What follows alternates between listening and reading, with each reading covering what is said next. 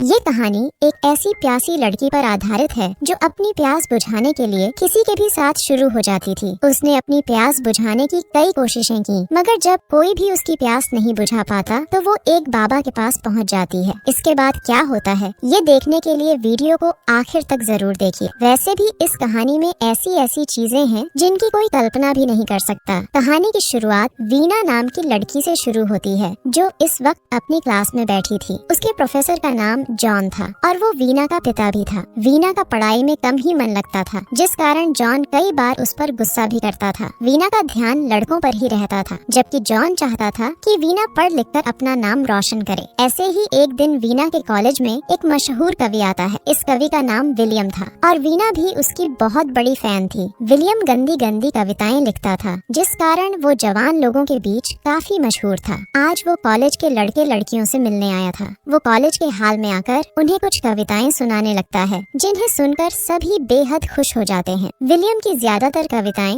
लड़कियों की प्यास पर ही आधारित होती थीं, जिस कारण लड़कियां उसकी दीवानी थीं। कविताएं सुनाकर वो जब वापस जाने लगा तो लड़कियां उसके कदमों की धूल चाटने लगती हैं। जल्दी ही विलियम अपनी गाड़ी में बैठकर दारू पीने लगा। वो अपने घर जाने वाला था, लेकिन इसी बीच वीना उसकी गाड़ी में आकर बैठ जाती है। विलियम को पता था कि वीना प्रोफेसर जॉन की बेटी है। वीना उससे घर तक लिफ्ट मांगती है और विलियम उसकी बात मान जाता है। रास्ते में वीना उससे गर्म गर्म बातें करती है ताकि विलियम उसकी प्यास बुझा सके। विलियम तो पहले ही दारू के नशे में था, इसलिए वो गर्म होकर वीना को दबोच लेता है। इससे पहले कि वो वीना की गुफा में धमाके कर पाता, उसकी गाड़ी वीना के घर तक पहुंच जाती है और गाड़ी का ड्राइवर गाड़ी का दरवाजा खोल देता है। वीना जल्दी जल्दी बाहर निकलती है, लेकिन विलियम अभी भी दारू के नशे में था। वीना और ड्राइवर उसे भी बाहर निकालते हैं ताकि उसका नशा उतर सके। वीना के पड़ोस में सैम नाम का लड़का रहता था और वो उनकी सभी हरकतें देख रहा था। जल्दी ही वीना विलियम को अपने बेसमेंट में लाती है। वो नहीं चाहती थी कि उसके पिता को विलियम के बारे में पता चले, इसीलिए वो उसे बेसमेंट में लाई थी।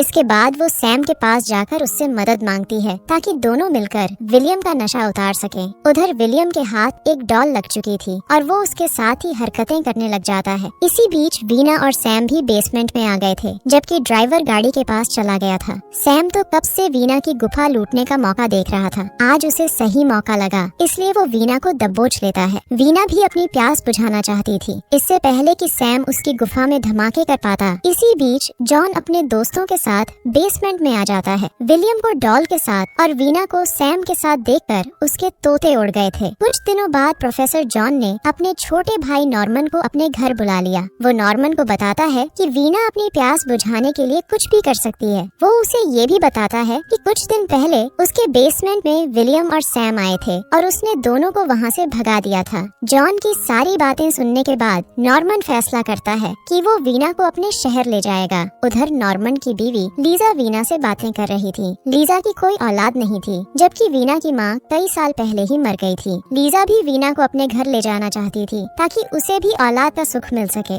दूसरी तरफ जॉन को भी नॉर्मन की बात ठीक लगी, इसलिए वो वीना को उसके साथ भेजने के लिए तैयार हो गया। जल्दी ही वीना अपना सामान बांधकर एयरपोर्ट की तरफ बढ़ने लगी। जॉन भी उसके साथ था और रास्ते में उनके पीछे 3 बाइक वाले बदमाश लग जाते हैं। ये तीनों बदमाश लड़कियां थीं। एक लड़की का नाम जूलिया था और सैम उसका छोटा भाई था। तीनों बदमाश लड़कियां वीना की गाड़ी रोकना चाहती थीं, लेकिन वो सफल नहीं हो पाती। वीना का परिवार जैसे ही एयरपोर्ट पर पहुंचता है तो तीनों लड़कियां उन्हें घेर लेती हैं। ये एयरपोर्ट प्राइवेट प्लेन्स के लिए था, इसलिए यहाँ कोई नहीं था। वीना भी प्राइवेट प्लेन में जाने वाली थी। सैम की बहन जूलिया भी वीना को रोकना चाहती थी। उसे सैम ने बता दिया था कि वो वीना से प्यार करता है, लेकिन उसका बाप उसे दूसरे शहर भेज रहा है। जूलिया सैम और वीना की शादी करवाना चाहती थी, मगर जॉन उसकी बात नहीं मानता। देखते ही देखते जूलिया ने वीना के परिवार को खत्म करने का फैसला कर लिया। जूलिया और उसकी लड़कियां वीना के परिवार पर टूट पड़ती हैं और उन्हें मारने की कोशिश करती हैं। इसी बीच एक आर्मी प्लेन वहाँ से उड़ने वाला था। वीना का परिवार उनसे मदद मांगता है और प्लेन के पीछे पीछे दौड़ने लगता है। आर्मी वाले भी सब समझकर उन्हें प्लेन में खींचने लगे थे। आखिर में जब जॉन भी प्लेन में चढ़ने लगा तो जूलिया उसके सिर पर हमला करती है। जॉन को प्लेन में तो खींच लिया जाता है, लेकिन उसका सिर गंभीर रूप से जख्मी हो चुका था। अब कहानी कुछ दिनों बाद नॉर्मन के शहर से शुरू होती है। नॉर्मन अपनी बीवी लीजा और अपनी भतीजी वीना के साथ एक अस्पताल में था। ये कोई आम अस्पताल नहीं था, बल्कि यहाँ लोगों के सामने ही सर्जरी होती थी। आज इस अस्पताल में जॉन की सर्जरी होने वाली थी, इसलिए इसलिए वीना भी यहाँ बैठी थी। नॉर्मन वीना को बताता है कि जॉन की सर्जरी डॉक्टर मैक्स करेगा। मैक्स बहुत मशहूर डॉक्टर है और वो सबके सामने ही सर्जरी करता है। नॉर्मन की बात खत्म होते ही डॉक्टर मैक्स सबके सामने आता है और सभी लोग उसका जोरदार स्वागत करते हैं। स्वागत के बाद मैक्स ने सर्जरी की तैयारी शुरू कर दी। जॉन के सिर पर 2 गंभीर जख्म थे और मैक्स उसी की सर्जरी करने वाला था। जल्दी ही मैक्स ने जॉन की सर्जरी शुरू कर दी और सभी लोग उसे हैरानी से देखने लगे। मैक्स अपने काम में बेहद माहिर था। उसकी सर्जरी के बाद कोई भी नहीं मरा था, इसीलिए वो शहर का मशहूर डॉक्टर था। देखते ही देखते मैक्स ने जॉन की सर्जरी भी कर दी। वो सभी को बताता है कि जॉन की जान खतरे से बाहर है। ये सुनकर सभी लोग तालियां बजाने लगे। कुछ देर बाद वीना अस्पताल में डॉक्टर मैक्स को ढूंढ रही थी। सर्जरी के बाद वो जॉन से मिलना चाहती थी, इसलिए वो मैक्स को ढूंढ रही थी। जल्दी ही वो मैक्स को एक कैबिन में ढूंढ लेती है। वो जब उससे जॉन के बारे में पूछती है तो मैक्स बताता है कि जॉन एक कैबिन में बेहोश पड़ा है। वीना हर हाल में जॉन से मिलना चाहती थी।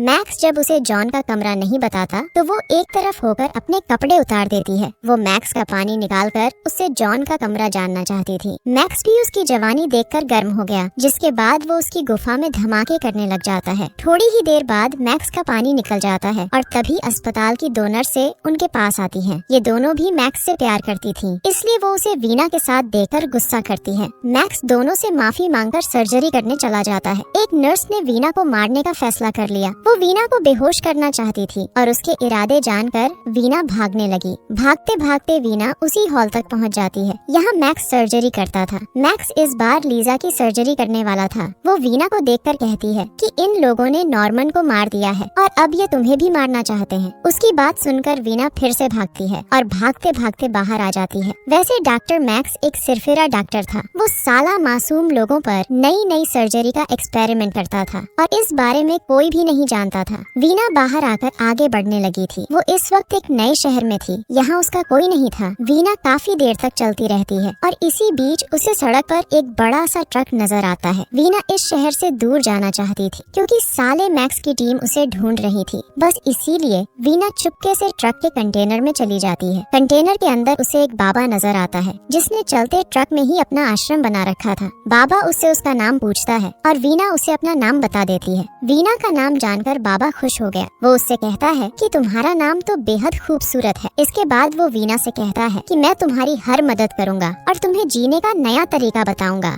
वीना को बाबा की बातें अजीब लग रही थी, लेकिन फिर भी वो उसे सुनती ही जा रही थी। जल्दी ही बाबा वीना को लिटाकर उसके बदन के हर हिस्से को छूने लगा। वो उसे एक लीवर पर बिठाकर गर्मा गर्म बातें करने लगा। देखते ही देखते वो वीना के सारे कपड़े उतार देता है और फिर पूरी रात उसकी गुफा में धमाके करता है। अगली सुबह जब वीना उठती है तो बाबा फिर से उसकी गुफा में धमाके करने लग जाता है। बाबा ने पूरी रात और पूरा दिन वीना पर मेहनत की, जिस कारण वीना की प्यास बुझ गई थी। कुछ देर बाद ट्रक ऐसी जगह पर पहुंच गया, यहाँ काफी बर्फबारी हो रही थी। बाबा और वीना अभी भी पानी निकालने में लगे हुए थे और इसी बीच बर्फ का एक गोला कंटेनर की छत तोड़ देता है। छत टूटने के कारण बर्फ अंदर गिरने लगी थी, मगर दोनों पर इसका कोई असर नहीं होता। दोनों अपनी ही दुनिया में खोए हुए थे और जल्दी ही दोनों बर्फ में कवर हो जाते हैं। अगली सुबह ट्रक एक गर्म जगह पर रुकता है। ट्रक रुकते ही वीना बाहर निकलती है और वहाँ से भाग जाती है। जब ट्रक काफी देर तक नहीं चलता तो एक पुलिस वाला कंटेनर खोलता है।